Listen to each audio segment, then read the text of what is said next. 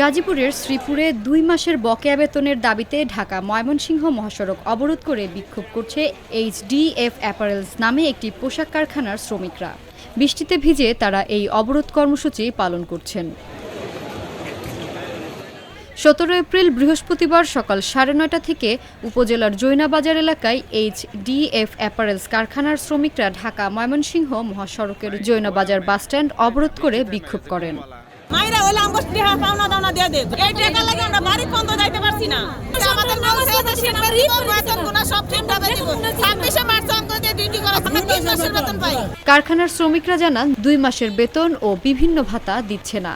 এর আগে কয়েক দফা বেতন ভাতা নিয়ে আলোচনা হয়েছে, কিন্তু তারপরেও কর্তৃপক্ষ বেতন ভাতা পরিশোধ করেনি। আমরা বেতনটা ঢুকতাম না। কিছু চাই না, আমরা আমগো পাওনা দাওনা চাই আর কিছু চাই না।